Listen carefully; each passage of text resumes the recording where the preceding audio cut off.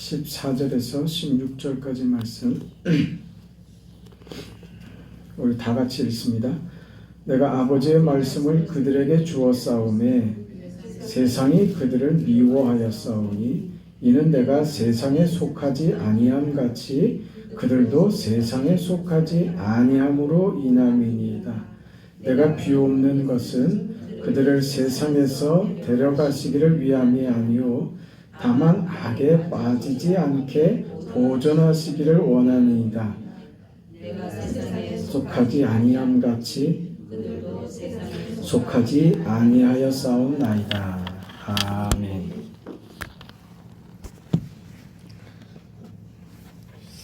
예수님께서 제자들을 위한 이 기도에서 세상이 그들을 미워했다. 세상이 그들을 미워한다. 그 미워하는 까닭은 내가 세상에 속하지 않았기 때문이다. 그래서 저들도 세상에 속하지 않았다. 세상에 속하지 않은 저들을 세상은 미워한다. 이렇게 얘기하고 있습니다. 그러니까 우리 그 성도된 우리의 그 운명이 세상 속에서 사는데 세상의 미움을 받는 것이 성도된 우리에게 필연적으로 따라오는 그 결과다 하는 이야기를 지금 하고 있는 것이죠. 그렇다면 오늘 우리가 세상을 살아가는 우리의 각오와 자세가 남달아야 하고 예수님의 이 기도의 내용처럼 이 세상을 우리가 어떻게 대처해서 살아가야 할까 하는 그 신앙인의 그 다짐과 그런 결심이 다시 한번 있어야 할 겁니다. 너희가 내 이름 때문에 모든 민족에게 많은 민족에게 미움을 받을 것이다. 너희가 미움을 받는다는 것이 다만 세상 사람들에게만이 아니라 너희가 세상을 살아가는 모든 일에 있어서 그렇다고 하는 내용이에요. 우리는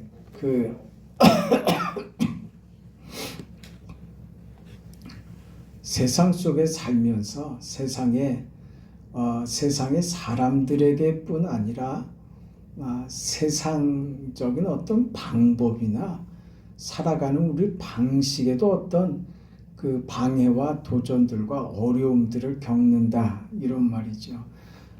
이런 얘기를 지금 왜 하시냐 하면 세상에 속했다고 하는 것은 무슨 뜻이냐면 세상의 방식과 논리와 세상의 목적을 따라서 자신의 그 이루고자 하는 하고자 하는 것을 이루어가는 방식, 자신이 원하는 것을 그 이루어가는 방식을 세상적인 것으로 취하는 것, 이게 세상에 속한 자입니다. 그러니 우리는 세상적 목적을 가지지도 않고 더욱이 세상적인 방식을 취득하지도 않는 사람들입니다.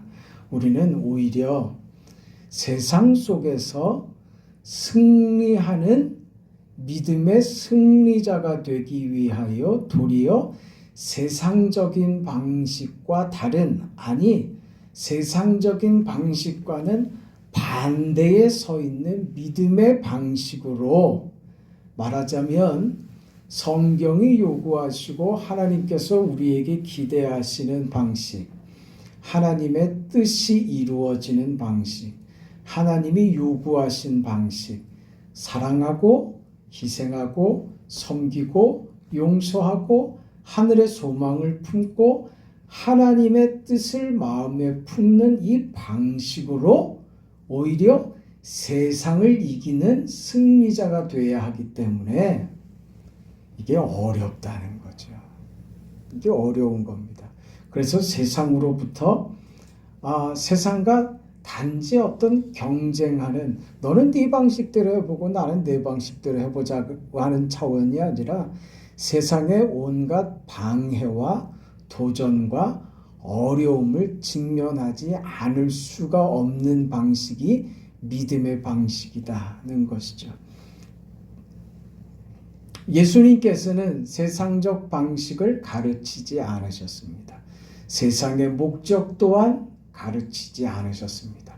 하나님은 오늘 우리들에게 세상적 어떤 기대와 세상적인 우리의 요구를 만족시키는 것으로 우리 인생에게 목적을 두지 않으셨습니다.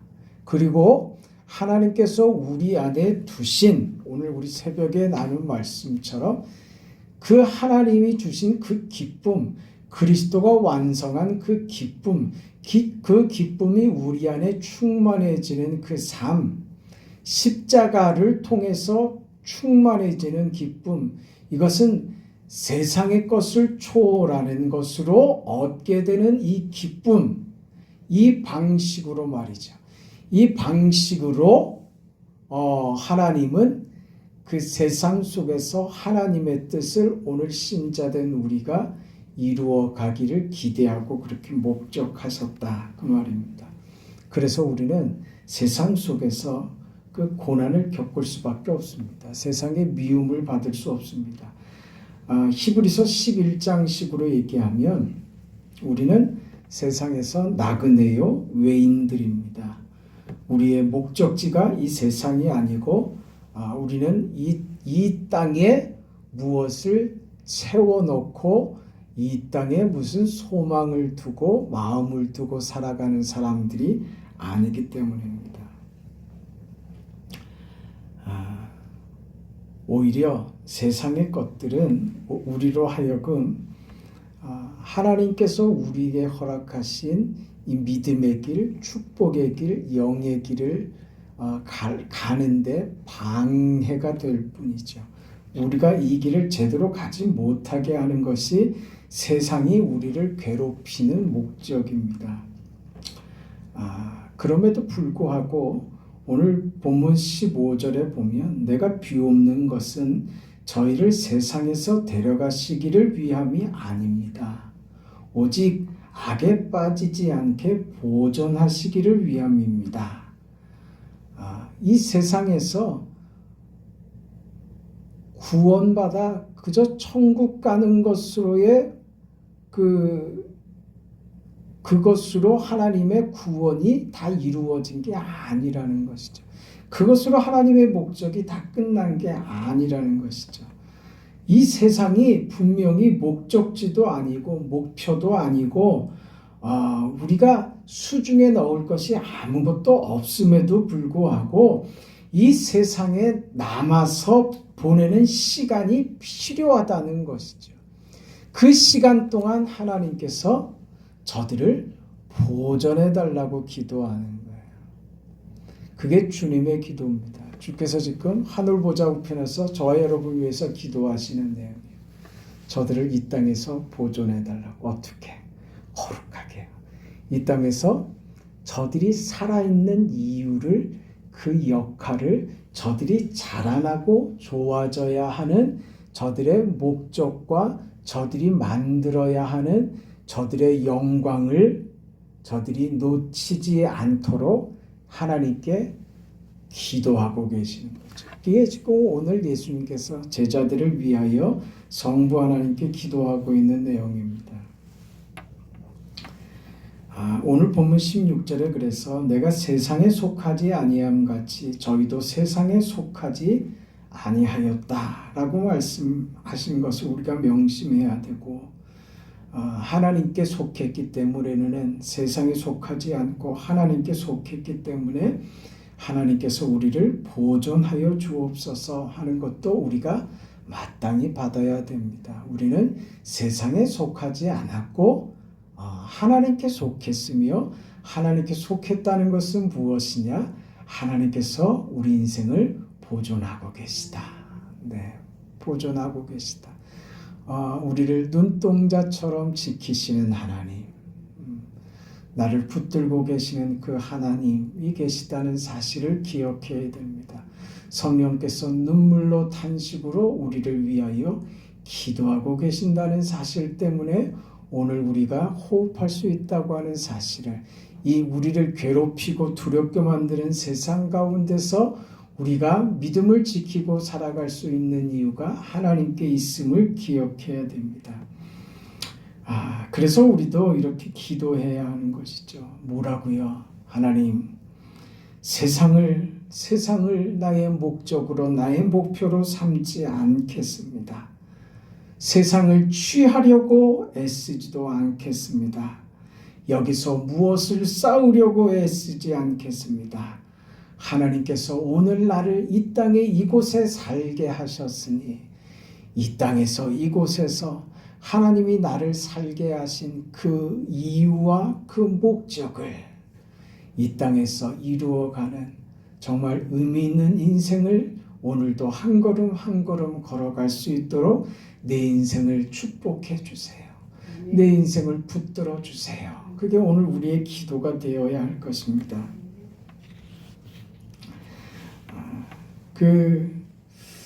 하나님께서는 우리가 처한 이 시간과 환경 속에서 우리에게 뭔가 만들어내시려고 하는 것이 있다는 것을 기억해야 됩니다.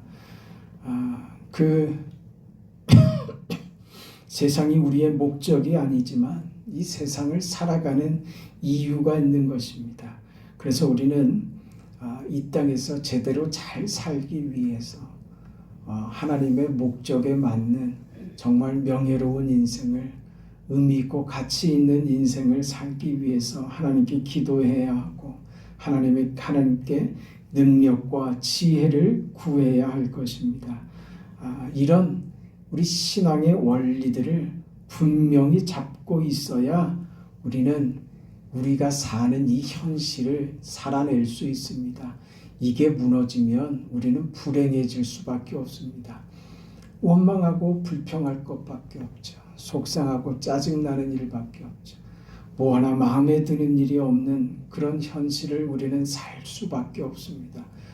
우리가 이 땅을 사는 이유와 그 원리와 이것이 명예가 될 수 있고 이것이 영광이 되고 이것이 하나님께서 기뻐 받으시는 우리의 삶이라고 하는 사실을 깨닫지 못한다면 우리는 괴롭습니다.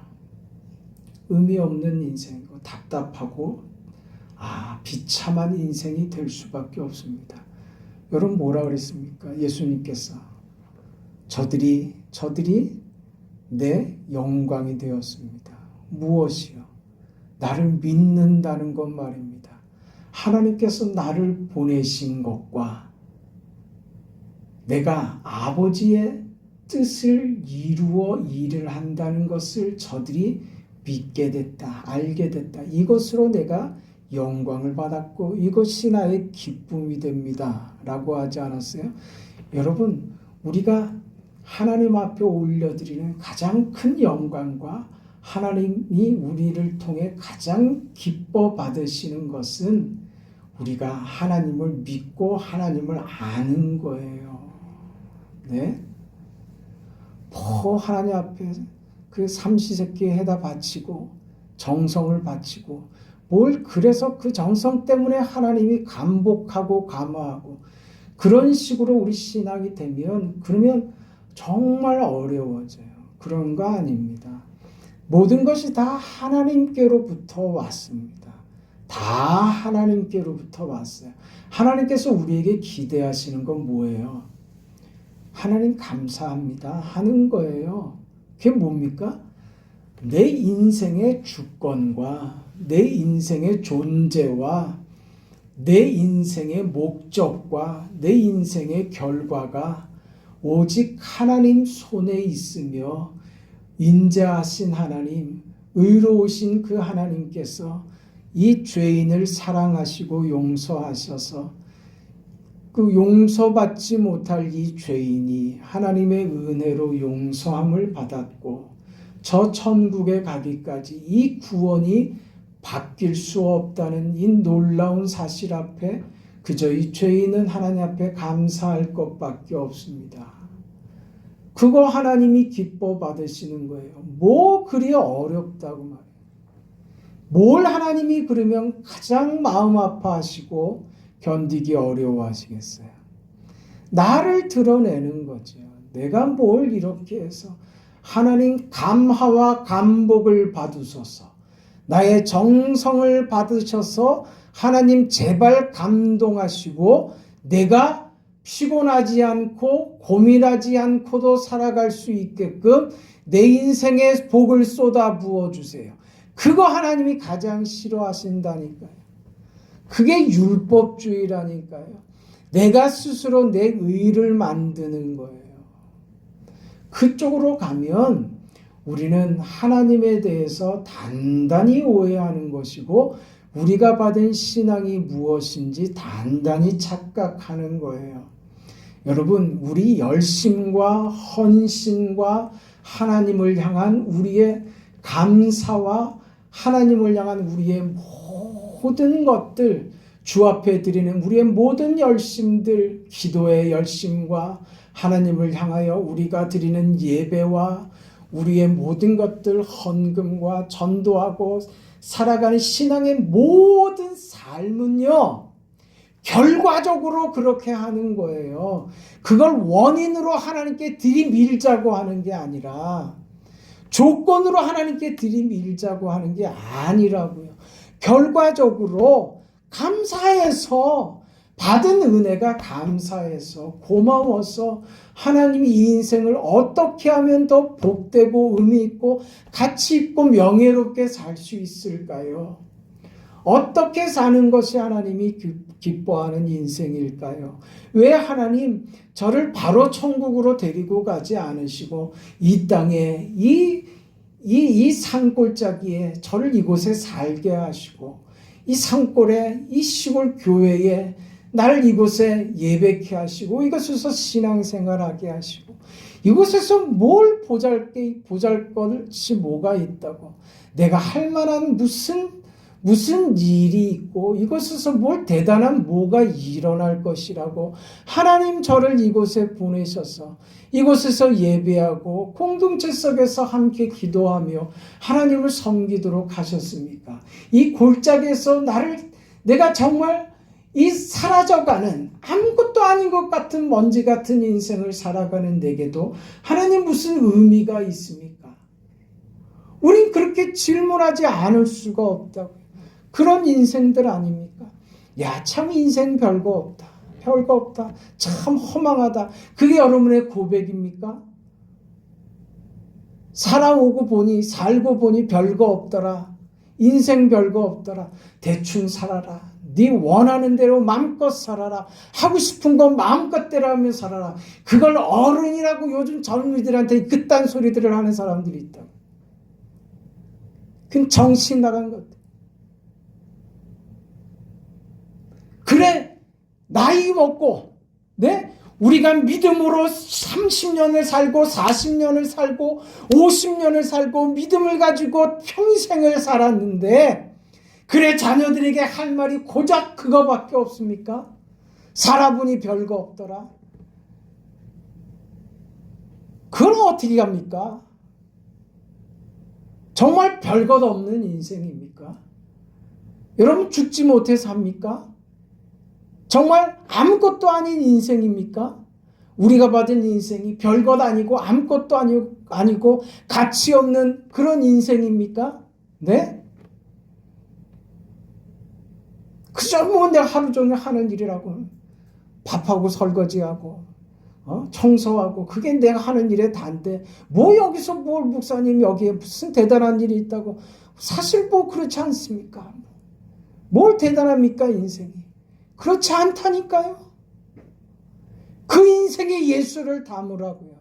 그 인생의 십자가를 담으라고요. 설거지의 십자가를 담으라고요. 그 인생이 얼마나 귀하고 얼마나 대단한 인생인데 그 인생을 우리가 받아서 살아가는데 별거 아니라고. 그렇죠. 세상에 속해서 사는 사람들, 세상의 가치와 세상의 목적으로 살아가는 사람들은 세상 사람들이 볼 때 다 잃은 것 같고 모든 것을 다 얻은 것 같은 사람도 나와서 하는 말이 야 별거 없다. 니들 하고 싶은 대로 야 내가 그거 참 내가 다 가진 것 같으면 내가 여러분 부럽습니까? 저 이렇게 이뤄놓은 것에 대해서 하나도 자랑스러운 게 없습니다. 이런 소리 해요. 아무것도 아닙니다. 맞지? 아무것도 아니지. 세상의 방식으로 세상의 것을 쌓아놨으니 어리석은 부자와 같이 네? 그런 말을 할 수밖에 없겠죠. 그럼 우리는 다르잖아요. 우리는 세상에 속해 있는 자들이 아니기 때문에 우리는 전혀 다른 인생을 살기 때문에 전혀 다른 가치와 목적과 방법과 그 이유를 가지고 살아가는 우리들이기 때문에 우리는 인생이 결과가 다른 인생을 받았습니다. 그러니 우리 인생은 아무렇지도 않은 인생 아닙니다. 너 몰라서 그렇지. 인생이 얼마나 귀한 건 줄 아니? 별것 아닌 것 같은 시간이겠지. 그렇지 않아. 그 별것 아닌 것 같이 나도 생각했는데 뒤돌아보니 그 별것 아닌 것이 하나님의 큰 은혜였더라. 그것 아니었으면 내가 오늘 뭐가 돼 있을지 모를 것 같은 그런 생각을 지금 하면 소름이 돋는다. 그 별것 아닌 것 같았던 그 시간들이 오늘의 나를 이렇게 대단하게 만들어내더라. 전에는 내가 이거 몰랐다. 정말 가치 없이 정말 생각 없이 살았는데 정말 하나님의 영광과 하나님의 뜻, 세상에 속하지 않고 하나님에 속한 사람으로 사는 생을 살아보니 인생이 얼마나 귀하고 하루하루가 얼마나 아깝고 소중한지 알게 되더라. 정말 똑같은 시간을 보내는데 그 시간의 가치가 달라지더라. 그 결과가 그 내용이 내가 만든 것이 달라지더라. 정말 내 인생이 이렇게 소중하고 내가 이렇게 기쁘고 감사하고 이렇게 뛸 듯이 이렇게 내 인생이 고마울지 나는 상상도 못했다. 지금 내가 그 인생을 산다.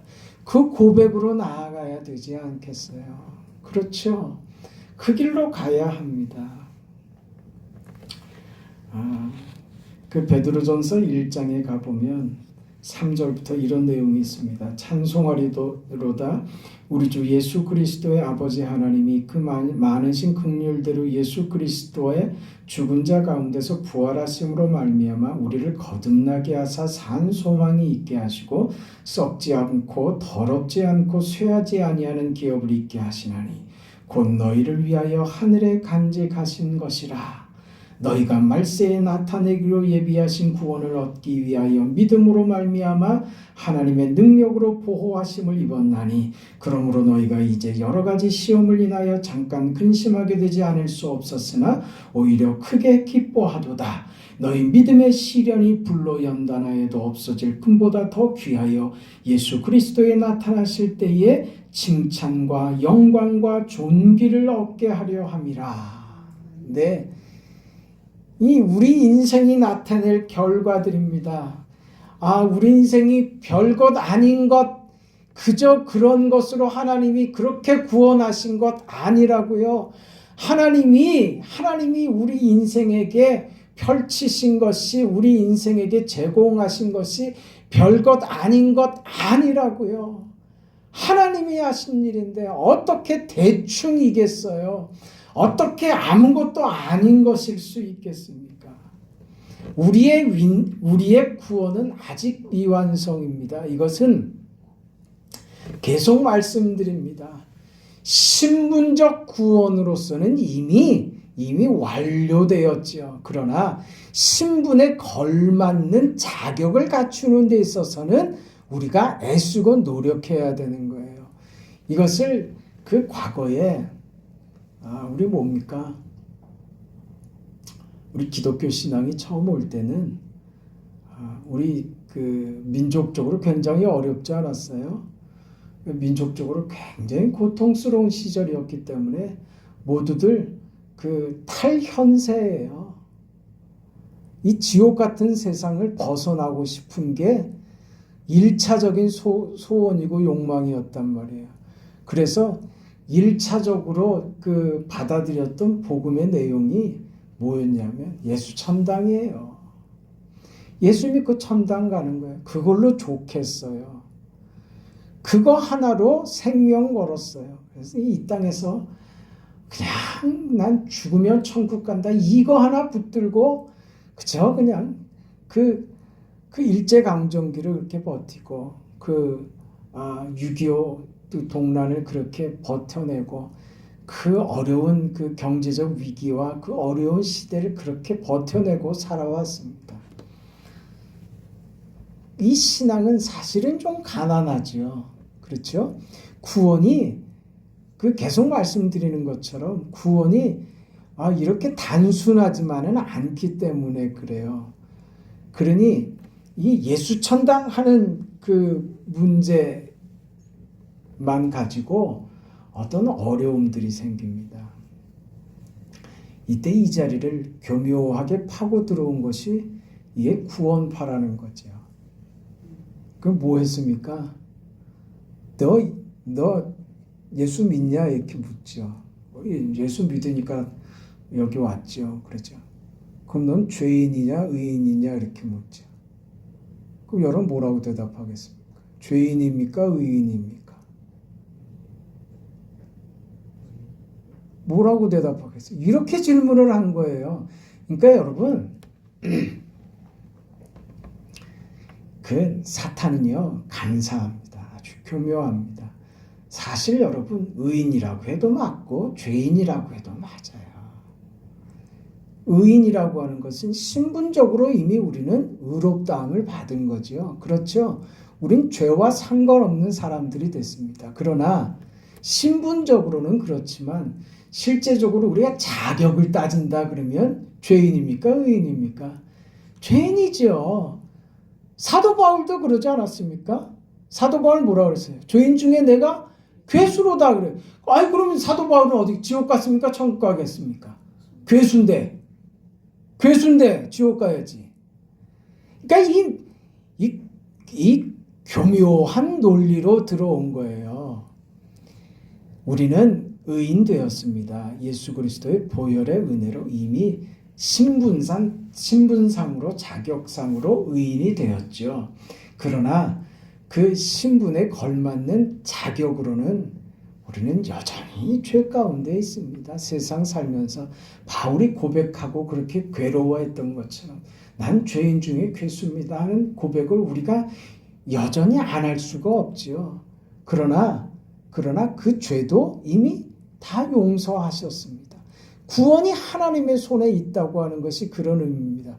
그러니까 구원이 전적인 하나님의 손에 있다. 하나님이 우리를 구원하신다고 하는 이 사실이 아니면 우리는 모두가 불안할 수밖에 없어요. 그것을 파고든 거예요. 그게 구원파입니다. 그럼 구원받았다고 자신할 수 있는 사람이 누가 있겠어요? 아무도 없지. 홀라당 낚아채간 겁니다. 그래서 구원받은 날짜를 정확하게 알아야 된다. 그런 무슨 개떡 같은 소리들을. 구원이 뭐라고요? 하나님이 미리 아신 자들을. 구원은요, 하나님의 예정부터 시작해요. 그 미리 아신 자들을 부르셨어요. 부르신 때를 알아요? 모른다니까요. 우리는 뭐만 알아요? 내 안에서 일어난 반응만 알죠. 나중에 내 죄가 깨달아지고 믿음으로 회개하는 자리에 가죠. 믿음으로 회개할 때 그때 드디어 깨닫죠. 그러나 깨닫는 순간이 구원받은 순간이냐? 그렇지 않다니까요. 그러니까 구원에 대해서 우리가 정확하게 하지 않으면 우리는 인생을 살아가는데 혼란이 일어나고 두려워집니다. 이미 우리는 구원을 받은 자이고 하나님께서 구원하신 당신의 백성들을 이 땅에 왜 숨쉬고 살아있게 세상에 속하지 않은 당신의 자녀들을 하나님께 속한 하나님의 자녀들을 이 세상 속에 살게 하시면서 세상으로부터 미움을 받게 하는 세상으로 미움받는 이 현실의 이 자리를 하나님의 자녀로 하여금 왜 살게 하시느냐? 첫 번째 이유는 뭐냐면요. 아직도 세상에 하나님이 구원하실 자녀들이 있기 때문이에요. 구원받을 기회가 아직 남아있다는 거예요. 오늘 우리가 살아있는 이유는요.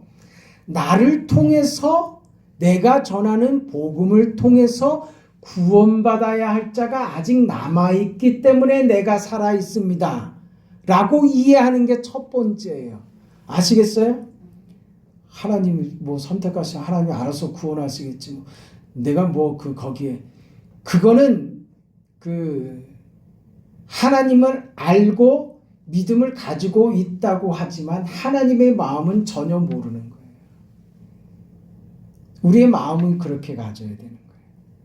예수님께서 날 위하여 십자가에 죽으신 것이 사실이고 현실이었던 것처럼 오늘 내가 살아있는 이유는 하나님의 자녀로서 세상에 속하지 않으며 세상의 미움을 받는 자리로 살아있는 이유는 하나님께서 오늘 나를 통하여 구원하실 사람이 있기 때문에 아직 내가 살아있다. 그리 믿으셔야 됩니다. 아멘입니까? 그렇게 하나님께서 우리를 이 현실 속에 살게 하시는 것이고 또 두 번째 이유는 하나님께서 우리 안에 신분적으로 이루신 이 구원을 완성케 하기 위하여 우리로 하여금 현실을 살게 하시는 거예요.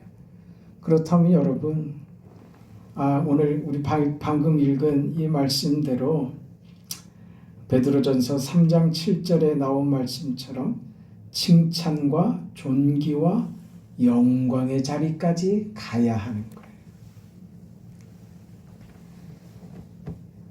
우리가 하나님의 칭찬의 자리까지 가야 합니다. 존귀한 인생의 자리에까지 가야 합니다. 영광의 자리에까지 가야 합니다. 이건 우리가 세상에서 기대하는 세상에서의 편안함과 비교할 수 없는 훨씬 뛰어넘는 하나님께서 우리 인생에 기대하시는 하나님의 완성, 하나님께서 우리 인생을 통하여 나타내시고자 하는 하나님의 영광의 자리입니다. 그 자리, 우리로 하여금 칭찬과 존귀와 영광을 얻게 하는 자리로 우리를 이끌기 위하여 이 땅에 살게 하신다. 이 땅에서 미움받는 것이 우리를 어느 자리로요? 칭찬받는 자리로 우리를 끌고 가야 하는 거예요. 영광과 존귀의 자리로 끌고 가야 하는 것입니다.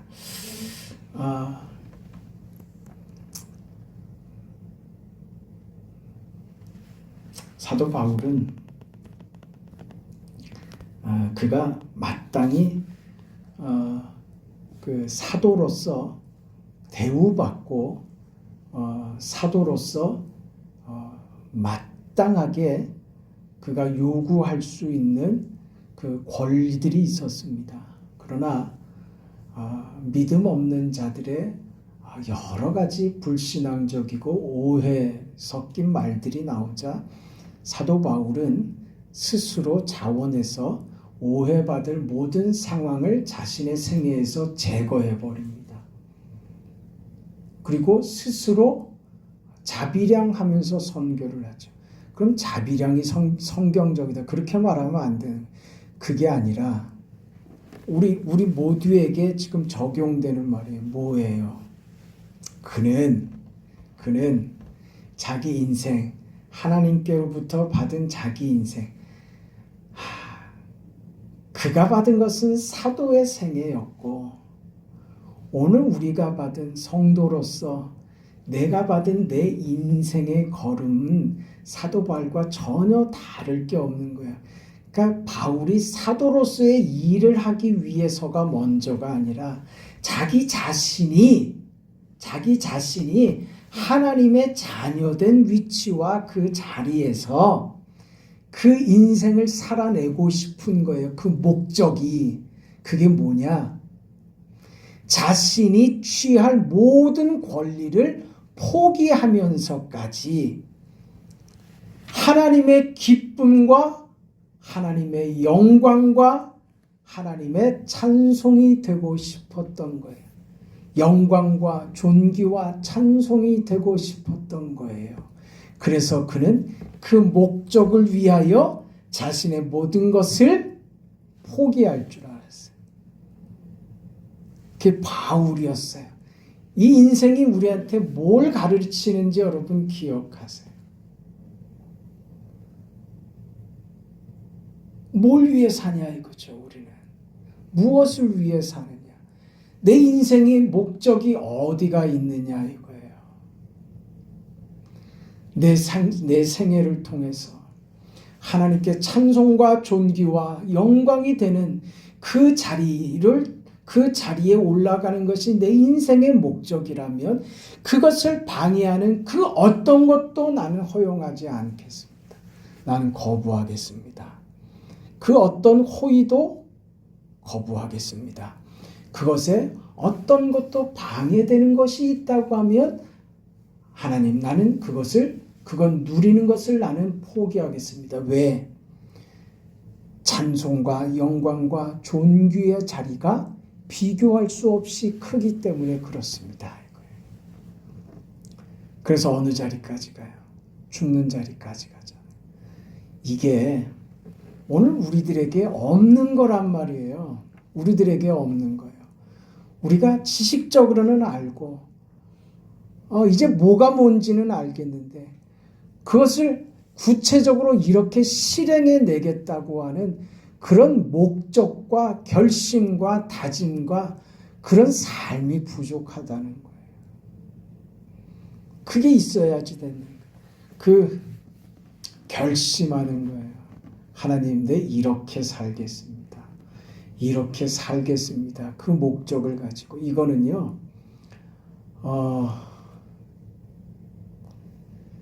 단순히 하나님 이제 내가 하루에 몇 시간 내 기도하겠습니다. 내 새벽에는 꼭 기도하겠습니다. 하나님, 내가 하루에 몇 장씩 꼭 성경을 읽겠습니다. 하는 것보다 넘어가는 거예요. 여러분, 그런 거 굉장히 유용하고 아주 바람직한 신앙인의 그 경건 생활임에 분명합니다. 그러나 그게 목적은 아니에요. 그 모든 것은 방법이고 수단입니다. 목적은 어디로 잡아야 되는 거예요? 하나님 앞에 기도하는 우리의 목적이요.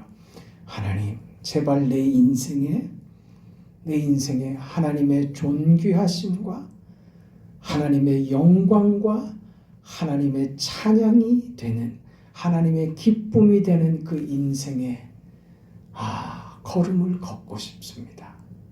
목적을 여기다가 두는 거예요. 하나님, 제가 하나님의 기쁨이 되고 싶습니다. 존귀의 자리, 영광의 자리에 서고 싶습니다.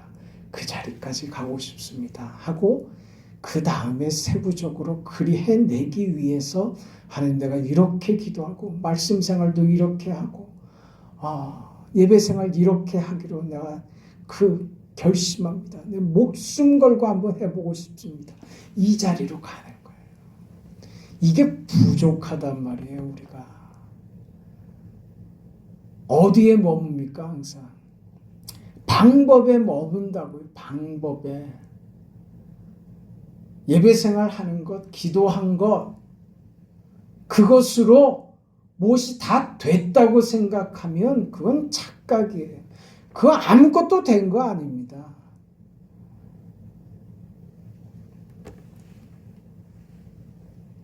우리는 이 목적과 이 열심을 생명 걸고 하나님 앞에 목숨 내놓고 기도하는 그 간절함이 우리에게 있어야 합니다.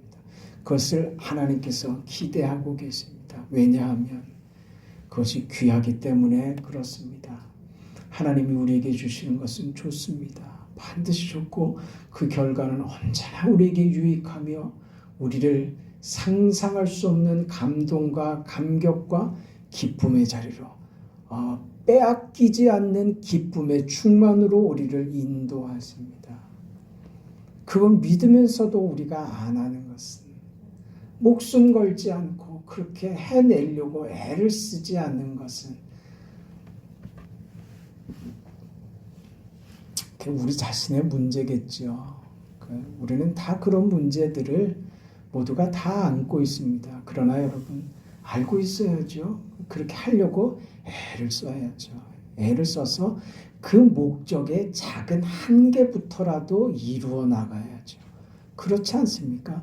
그래야 예수 믿은 지 1년이 되고 10년이 되고 달라져가는 것이죠. 달라져가는 것이죠. 그 속에서 우리가 신앙을 배우고 하나님의 은혜를 경험하는 것이지 그 목숨 건 그 목적과 몸부림이 없이는 그냥 얻어지지 않습니다. 제자들이 간 길을 여러분 기억하십시오. 사도 바울이 걸었던 그 걸음을 기억하십시오. 나는 일체의 비결을 배웠다. 일체의 비결을 배웠다. 나는 나를 위해 살지 않는다. 나는 이제 예수를 위해 산다. 이것이 나의 자랑이고 나의 기쁨이다. 내가 이렇게 사는 것처럼 너희도 나와 같은 인생을 살기를 바란다. 살아보지 않고서는 그렇게 우리는 말할 수 없습니다. 우리는 언제부턴가 이 믿음의 삶을 포기하지 않았나. 하나님을 여러분의 인생에 내가 주인이 되면 안 돼요. 여러분 자신을 위하세요. 그것은 여러분 자신이 주인이 되어서 여러분을 위하는 것이 아니고 내 인생에 하나님이 나의 주인이 되셔야만 진정으로 내가 나를 위하는 인생이 무엇인지 알게 될 겁니다. 그 자리에서 분명히 깨닫게 될 거예요. 하나님이 주인이 되시는 그 순간 나를 도와달라고 하지 말고 하나님의 합한 인생, 하나님의 찬송과 기쁨과 영광과 존귀가 되고 싶습니다 하는 그 자리에 여러분이 온전히 섰을 때 그때 여러분의 인생이 얼마나 대단하게 꽃을 피울지 그때 경험하시게 될 거예요. 하나님을 손에 쥐고 흔들려고 하지 마시고 하나님 나를 붙들고 하나님 나를 움직여 주세요. 하나님이 하라고 하면 하겠고 하나님이 서라고 하면 서겠고 하나님께서 움직이라고 하면 움직이겠고 하나님께서 말하라고 하면 말하겠고 하나님께서 외치라고 하면 외치겠습니다. 그런 인생 되겠습니다. 하나님 저를 주님의 수중에 두시고 저를 마음껏 사용하시고 내 인생을 통하여 하나님 영광과 기쁨